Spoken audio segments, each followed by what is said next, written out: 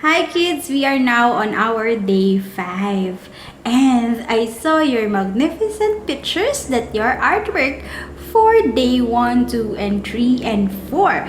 Now let's go with our day 5 and our day 5 is about Son of Laughter. This is from Genesis chapter 12 to 21. Years passed and things didn't get any better. People were still just as cruel and mean to one another. They still got sick and died. God's world was still full of tears. It was never meant to be like this. But God was getting ready to do something about it. He was going to make all the wrong things right, and he was going to do it through a family. Abraham, God said, how many stars are there? God was about to tell his friend a wonderful secret. Let me see, Abraham said, rolling up his sleeves. But have you ever tried counting stars?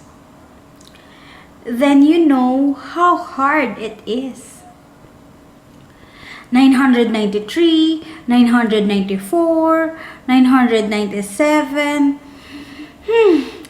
Oh, no, wait. 1, 2.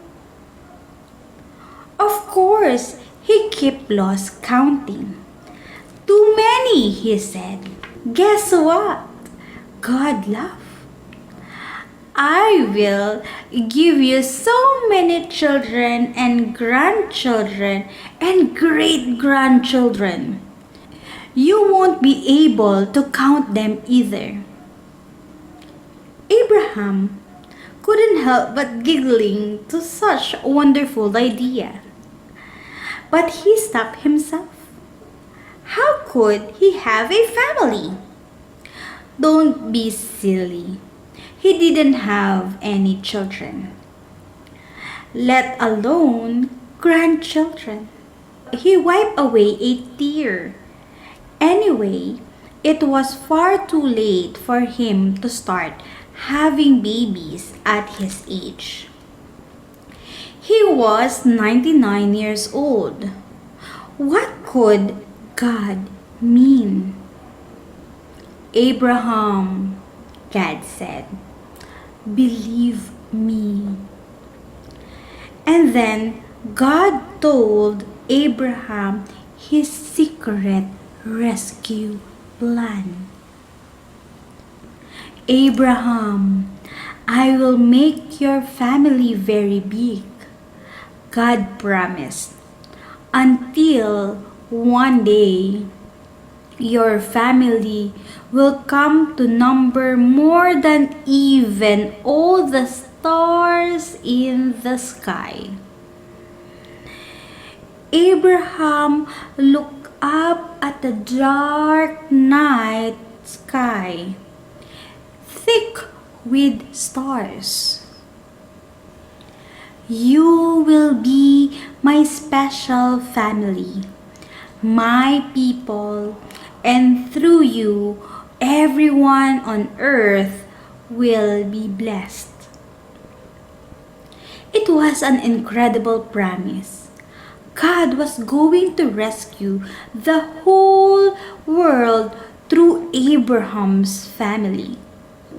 One of his great-great-great-grandchildren would be the child, the promised one, the rescuer. But isn't too wonderful? Abraham said. How can it be true? Is anything too good to be true? God asked. Is anything too wonderful for me? So Abraham trusts God, said more than said more than what his eyes could see, and he believed. Now, when Abraham's wife Sarah heard God's promise, he just laughed to herself. But it wasn't a happy laugh. It was tears in it. She'd always wanted a baby. Could her dream come true?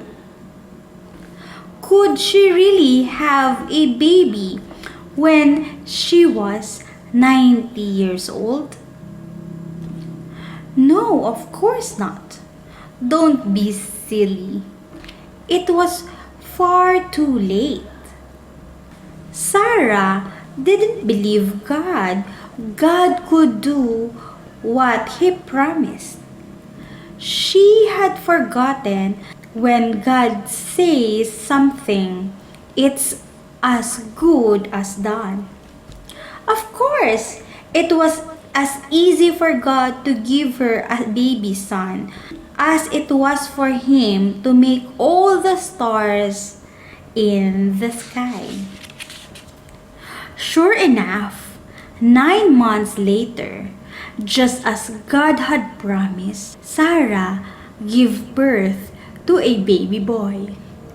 They named him Isaac, which means son of laughter. And Sarah laughed, but this time it was glorious, happy laugh. Her dream had come true. God would do as He promised. He would always look after Abraham's family, his special people. And one day, God would send another baby, a baby promised to a girl who didn't even have a husband.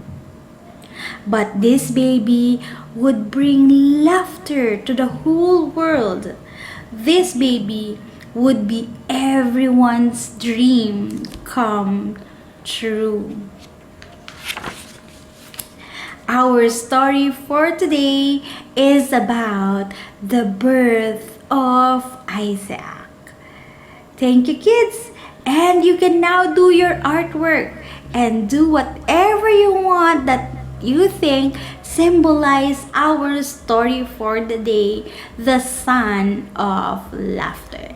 Once again, thank you and see you tomorrow.